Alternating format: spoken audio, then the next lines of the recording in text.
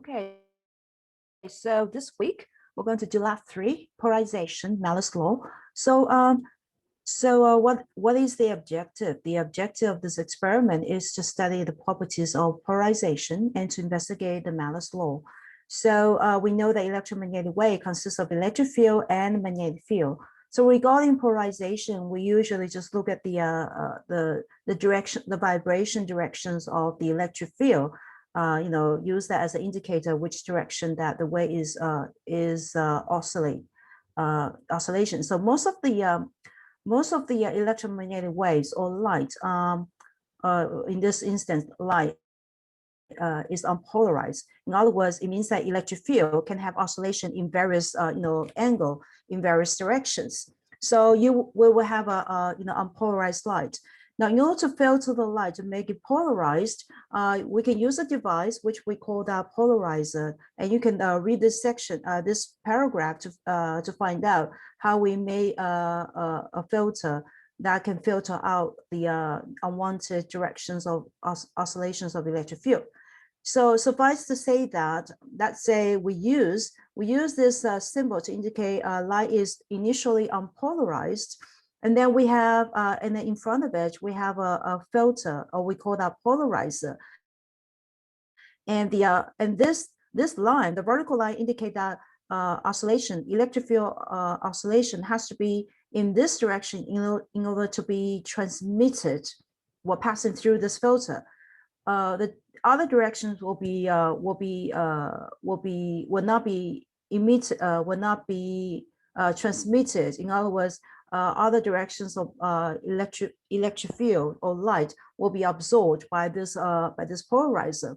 So you can see that when you have the unpolarized, so usually we will actually just draw it like this. That light can oscillate in various directions, in all directions, and then and then when you place the polarizer in front of it, and the polarization axis is in this case vertical. So when light passing through, you can see that the only oscillation direction that will passing through this filter would be in this direction, in the same directions as the polarizing axis of the polarizer, and the vertical and other direction will not be transmitted. And then we can place a second polarizer, which we call that analyzer, that will made of the same material, but then the only thing that's different is that now the polarizing axis of this analyzer, or let's say if we just arbitrarily say that it is in this direction, okay? So you can see that you have a polarized light that is in this direction and trying to pass through this second polarizer, which we call the analyzer, that is pointing in this direction. So you can see that the angle between the electric field and the polarizing axis is theta. So what is the light that's being transmitted through this second polarizer? It follows the Malus law. So the Malus law is described by this: the intensity of light is equal to the intensity of this one times cosine theta squared. So it follows the cosine theta squared law. Okay, so in other words, let's say unpolarized, let's say initially you have unpolarized light with the intensity, and then passing through the first one, then the intensity, because half of the wave oscillation will be absorbed, and half of the wave oscillation will pass through. So the intensity will drop to 1/2 of the initial intensity. Okay, and then so this will be, whenever you're passing through, when for unpolarized to polarized, intensity will be cut in half. And then once it's being polarized, let's say this has an initial intensity I naught after it's being polarized, and when they pass through a second polarizer, then the intensity will drop by by this. So the intensity after it pass through this will be equal to the intensity of this, and then times cosine theta squared. Okay, so this is what we call Malus law, and we're going to verify that in the experiment. So if we look at the diagram, So this is basically the setup. So we have a light source, and we have the first polarizer, and then we have the second polarizer, and then we have what we call the light sensor, which register the intensity of light. So you can see that when light passing through the first filter, the light intensity will cut in half, and then so initially it's unpolarized, and after you pass through the first one, then it's going to be polarized. And the polarized has a low intensity because it's dropped by intensity is dropped by half. And then this polarized light passing through the second polarizer, and you're going to change the relative angle between the first polarizer and the second polarizer. You want to see how intensity after you pass through the second polarizer will change in different angles, and that intensity is going to be registered by this light sensor. Okay, so if we were to do this experiment, we would rotate the second polarizer, from 0 degree and making a 1 revolution through 360 degrees. And when we do this, we want to make sure that the dye intensity, we need to set the gain at 1. And also we need to use this open circular aperture. So all the light will passing through this open circular aperture, and so forth.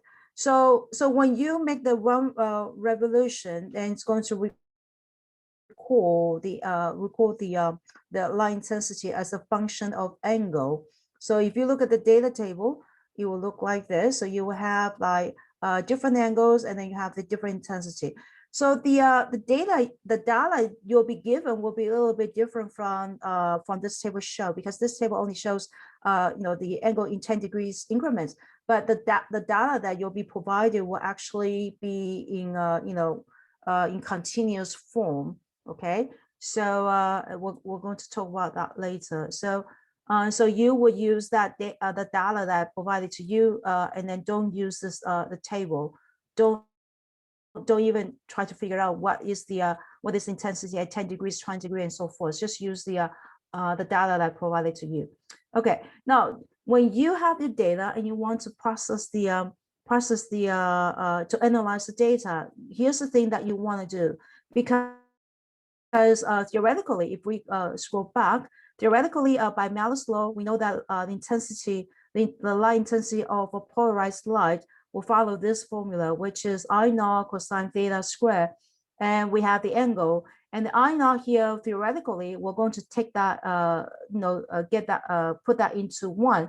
So your theoretical value of intensity as a function angle would be, will range from 0 to 1. So experimentally, with the data I gave it to you, what you need to do is that in order for the theoretical value and the experimental value to be comparable, what we're going to do is that we're going to normalize our experimental value, so that our experimental value of the intensity will range from between 0 and 1. Okay, so how do we do that? So in order to do that, what you want to do is to follow the other steps in your analysis. You want to identify, based on the data that you're given, what is the minimum value of intensity, and what is the maximum value of intensity of the data. And then you want to use Excel to create a column to calculate the normalized intensity using this formula. So the I data here will be indicating the each individual data point, and the I minimum is the minimum value of the data. From data point I give that you provided.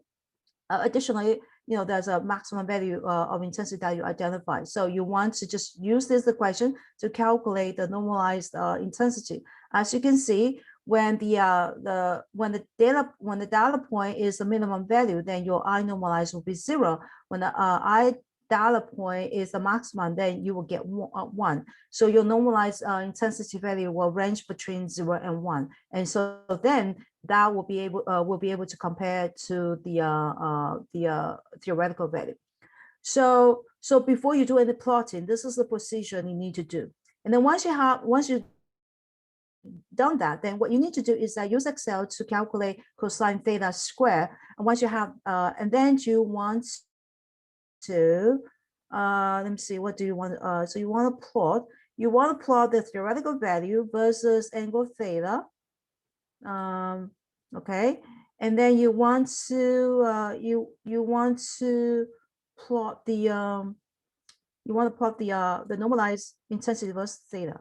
Okay, all right, and then let me see if this is what theta. Let me see theta. Okay, yeah. So you would for this experiment you would create two plots.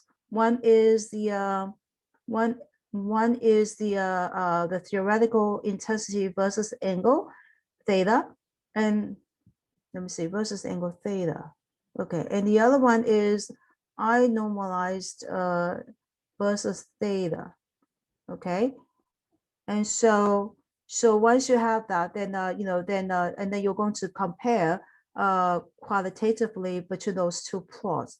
Okay, and okay, let me see. I'm hesitating because I was thinking which plot that you should do. But anyway, so this is, let me stop sharing first, and let me briefly look at my my plots. So just give me a second. Let me look at what kind of plot that you should have. Let me see. Data 14 instructions. Polarization.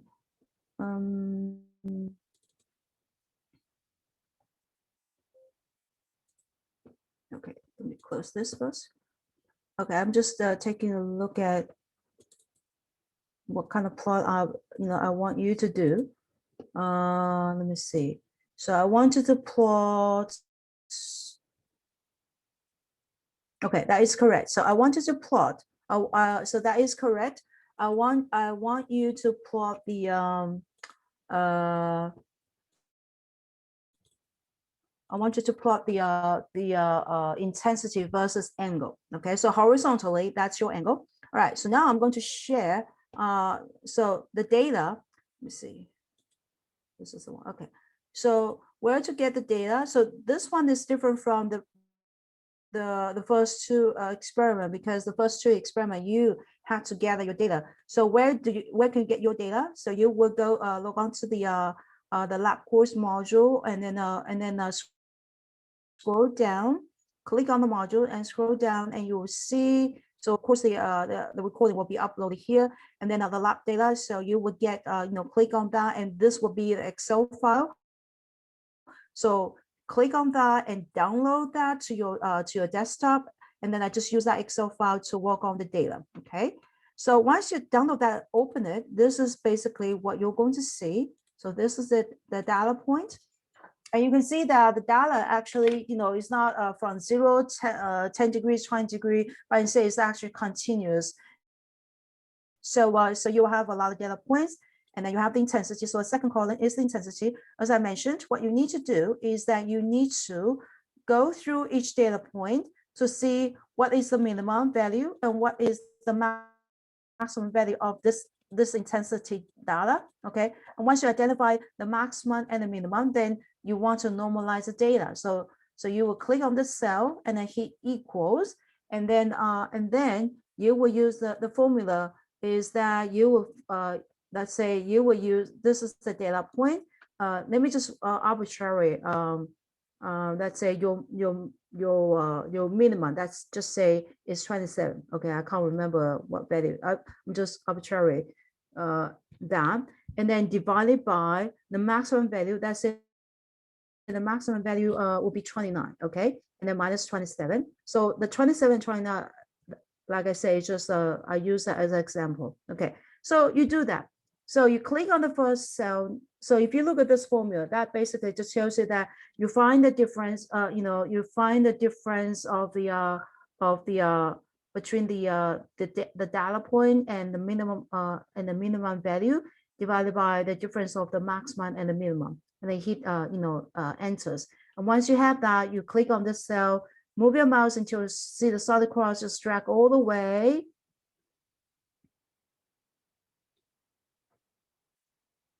All the way down. And then this will give you the value. So you can see that, and you should go through that to see that, whether, it should be between 0 and 1, because I did not really use the minimum and maximum. So, you can see that some value are actually, go below negative, below 0, which of course that should not be there. So make sure that your intensity after you do the normalization is between 0 and 1. And once you have that, then you want to calculate cosine theta. So this is your normalized intensity. That is your experimental value. Then you want to plot the normalized versus the angle. Okay. And then for cosine theta, you want to calculate that in order to plot the theoretical, because theoretical is I naught times cosine theta squared.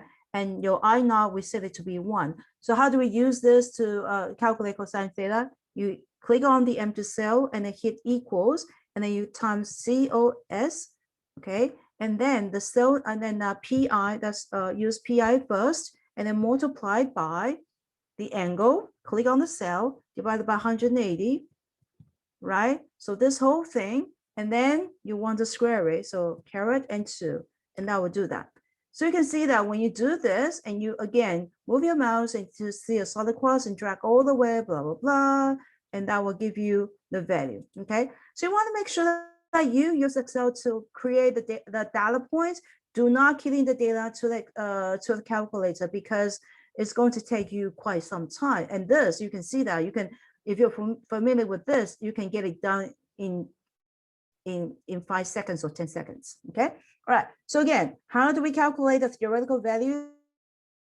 Click on the cell, you can see that, first of all, I use equals and then COS and then parentheses, pi, parentheses, nothing inside, multiply by the cell number divided by 180 degree, close the parentheses, and then you square it, okay? And then you're going to create a plot, and then, and then so you're going to have 2 plots. One is normalized intensity versus angle. The other one is cosine theta square versus angle. And then you're going to compare both of them, qualitatively to see if they are close to each other. Okay, so that's basically what you want to do for this experiment.